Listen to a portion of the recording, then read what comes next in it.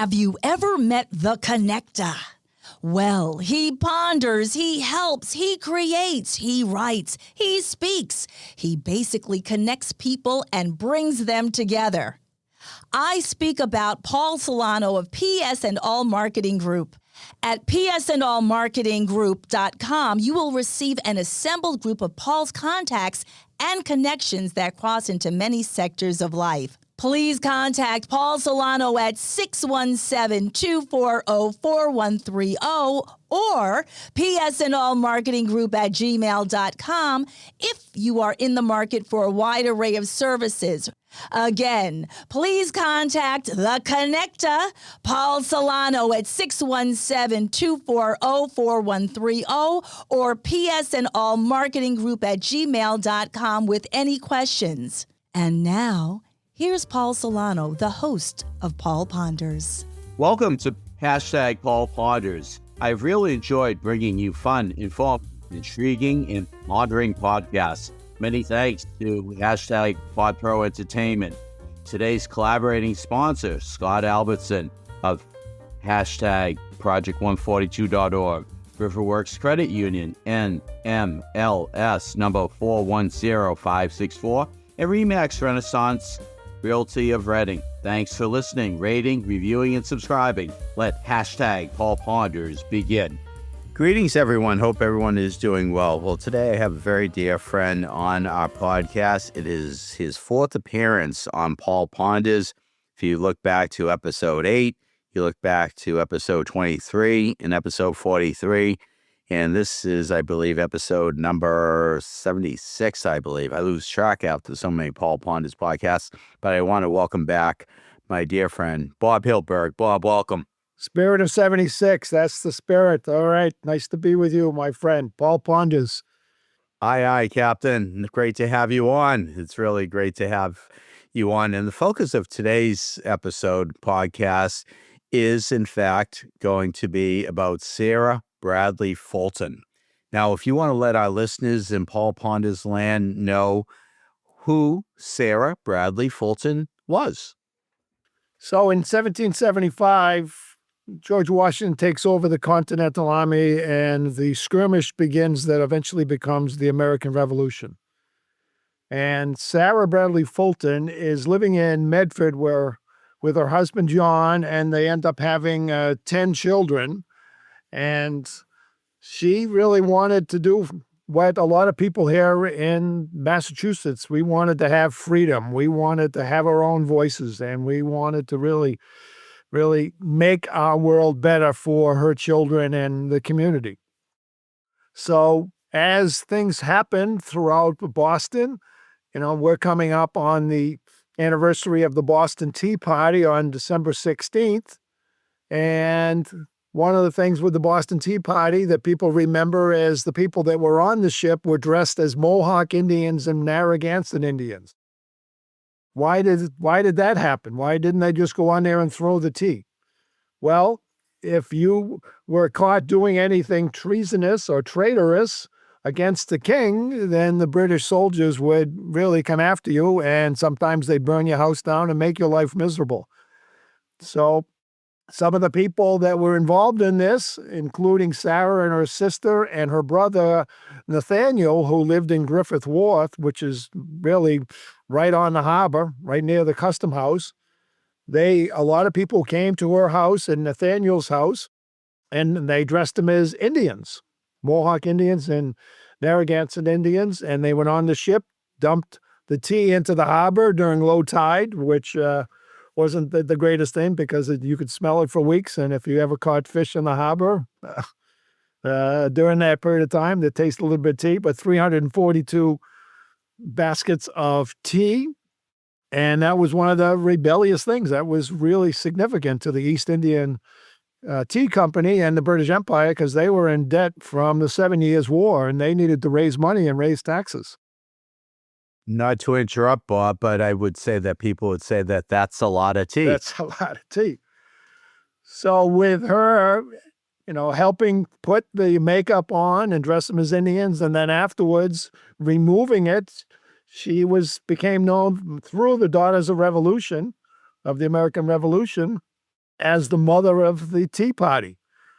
She was right there. And then when Bunker Hill, or Breed's Hill, as we call it, happened, and she went over there along with a bunch of other women. And when people were injured, she would help them. And there was actually a guy that got a bullet in his cheek, and she removed a bullet from his cheek. And a few months later, he came back to visit her. So she was someone that lived in Medford and wasn't that far away from Boston. And then as the war went on, she became a spy. And a lot of the women that were in the homes of the British officers found out information. All right, Thursday night, we're going to be doing this. This week, we're going to be doing that. So she'd be in the homes, and she would actually be part of the spy network. And there were a couple times that she actually rowed across the river to give information to George Washington's troops. With secret coating in her clothing or disappearing ink. And the British didn't really worry too much about the women, but she risked her life to really get some information. And then when George Washington became president, he came back to Boston for 5 days in October of 1789, and he actually came to her house in Medford Heights. And now it's called Fulton Heights and Fulton Street and Fulton Spring Road. So there's sections of Medford that are named after her. And he thanked her, President George Washington thanked her for her courage, her fortitude, and her attitude of being calm under pressure and everything that she did during the war. So there's a website out there called Looking Back at MedfordHistory.com. Looking Back at MedfordHistory.com, that there's a campaign that's going on. We're just wrapping up the final stages of building a statue, a 6-foot-high bronze statue on a 2-foot base that'll be on the city of Medford City Hall grounds, and we're going to be erecting that on Patriots Day in 2026. So Robert Shore, the sculptor that has done a bunch of different things, including the Sigmund Freud statue in Worcester and the FAO Schwartz teddy bear that you might have seen in front of the Schwartz Toy Company, and now it's in front of the Tufts Medical Center.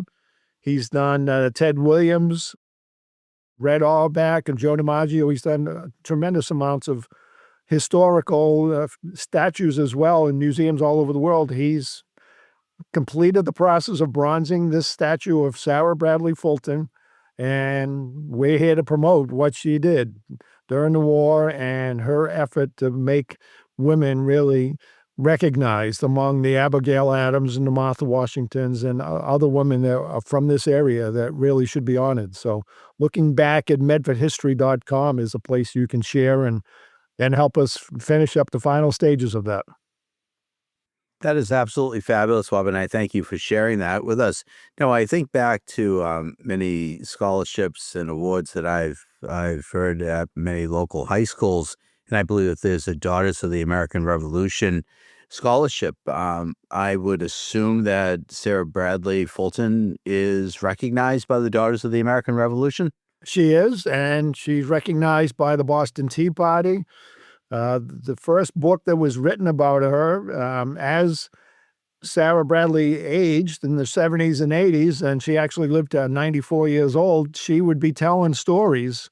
And there was a woman that actually wrote a book about her a few years after Sarah passed in I think it was 1825, that talks about her exploits. And she's been mentioned in numerous books. And I've been on LinkedIn over these last few weeks, and especially this week, The American Revolution, a documentary by Ken Burns that's out on PBS, and you'll probably be seeing that throughout this 250th and certainly throughout the future.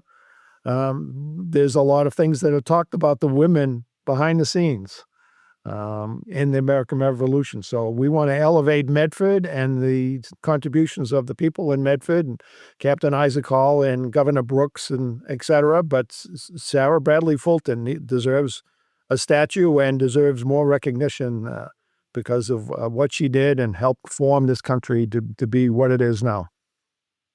That is super. Now, I believe you mentioned that there was a fundraising effort, to in fact complete the statue and really just make it happen fully. So what's that website again? So right now it's looking back at medfordhistory.com. So it's all one word, but looking back at medfordhistory.com. The statue is done, and we're going to raise the money. So we've had over 400 people just donate $25 or $50. We don't need a lot. We had a guy that says, if you raise 10,000, I'll raise another 10,000. That's already been contributed. We've had people that are giving us $500, and we've had a couple people give us 20,000. So right now we're in the final stages, and by the time the evacuation day on March 17th, we'll have the money. But every little bit helps, and certainly the more that we raise, the more we can get more publicity about this. But it's done. It's magnificent, and I've seen a smaller version. I haven't seen the full version, but we're going to be seeing that over the next few weeks. It is spectacular, and she deserves it. Absolutely. And kudos to the Medford Arts Council and for what they stand for with their public benefit and cultural vitality in making this really happen. Yes, I mean, it's a whole community thing. We've had the Sarah Bradlee Fulton Day for 5 years now at the Salem Street Burial Grounds, the Looking Back at MedfordHistory.com nonprofit, a 501c3. All your contributions are tax deductible. And we've had George Washington, this guy, John Koopman the third. He's in a lot of documentaries, and he comes up and he shares about a 20-minute story about her significance and evacuation day and all the things that we were able to scoot and scare Boston out of the British out of Boston. Let's say that fast. The British out of Boston that day. But the Battle of Breed's Hill or Bunker Hill was a huge momentum that really propelled this future to be, this country to become what it was. We just had a bunch of people. I mean, certainly we've had some military training. And Paul Revere, actually, his first stop was in Medford at the Captain Isaac Hall House, and we celebrate that every year as well with the Lancers and Paul Revere coming from Charlestown out to Lexington. But looking back in Medford history is a nonprofit that is really gaining force, and people are starting to hear more about what we're doing. And just a little reminder, Amelia Earhart, in 1925 lived in Medford. So there's some other famous women from Medford that we're looking to celebrate. She's got a mural in one of the businesses there, but let's put a statue up for Sarah Bradlee Fulton to bring the community together, bring some inclusion, and really bring some historic stories and courage and fortitude.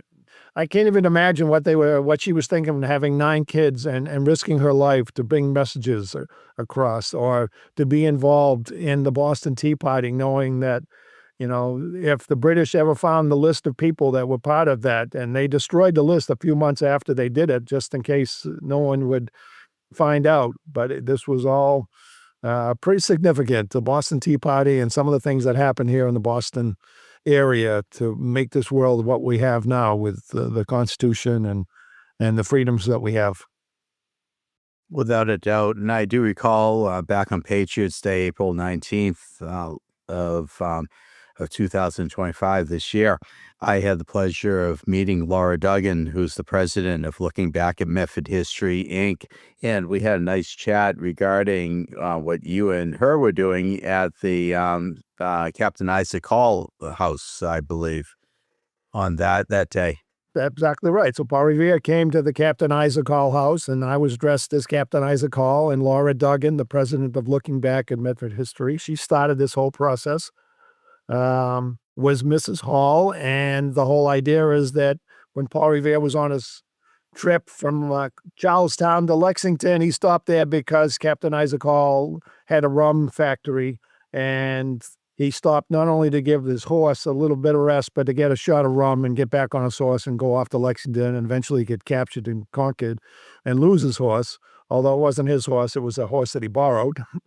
But a little story behind the story. But yeah, so we celebrate that every year. They shut down the streets, the state police and the Lancers, and we actually read the Henry Wadsworth Longfellow poem about Paul Revere, which isn't exactly accurate, but it just happens that as my one of my monikers is Historian Bob, and one of the reasons that I'm Historian Bob of Boston is that Henry Wadsworth Longfellow is in my genealogy. So Really? I looked it up, and Ralph Waldo Emerson and Henry Wadsworth Longfellow are in my mother's side of the family going back 400 years. So I guess it's in my blood and in my heart to kind of share this now when I can. That is super. And were they all wearing Stetson hats? Because the Stetson family is in your genealogy as well. Exactly right. And there was a Stetson that actually made ships that lived in Medford too. So Cornell Robert Stetson came over and settled in Norwell and Hanover and Weymouth, and then expanded over the next couple hundred years to the Stetson hat and all that Stetson shoe. And so, yes, my mother's side of the family is pretty famous. That is absolutely fabulous. Well, Bob, as we start to wind down, and we look forward to having you on WATD 95.9 FM for many more occasions, and we'll be talking about the Boston Tea Party on that. How could our listeners in Paul Ponders Land reach you? Well, the best bet is to go to the Facebook group, Why We Love Boston. Why We Love Boston Facebook group, and reach us there. And go to the website, looking back at medfordhistory.com. We appreciate that. Absolutely, medfordhistory.com. Well, Bob Hyldburg, I want to thank you for being on Paul Ponders for the fourth time, and many more to come down the road as we keep on recording all these wonderful episodes and all. But I want to, again, thank you for being on. And one more shout out for the website. So Laura Duggan is running this, and the website is www.lookingbackatmedfordhistory.com. Thank you. Thank you. Well, Bob, as I always say, that's a wrap, and hashtag indeed. Indeed. Well done. We'll see you down the road. USA, USA, USA, baby. Hashtag indeed. I trust that you have enjoyed hashtag Paul Ponders. Again, my name is Paul Solano of PS&All Marketing Group, and I may be reached via email at paul@paulponders.com to do some more pondering. Many thanks to my longtime collaborative friend and associate, Chalonzo Amos of Pod Pro Entertainment, in bringing you our fun, exciting, and informative podcasts. You rock, Techie Chalonzo. With PS&All Marketing Group, I created a side gig to connect you and get things done. Please do not hesitate to reach out to me at paul@paulponders.com with any questions. Subscribe to our YouTube channel at Paul Ponders. Follow us on Twitter at Paul Ponders Pod. Follow us on Instagram at Paul Ponders Podcast. Thank you again for listening to hashtag Paul Ponders, available on Apple Podcasts, Spotify, our website, paulponders.com, or wherever you stream your podcasts. Subscribe, stream, rate, and review our shows. Your ratings and reviews help our show reach new audiences.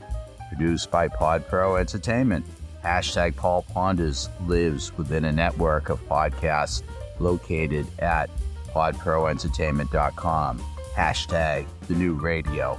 Until we meet again, my friend, stay well, hashtag indeed.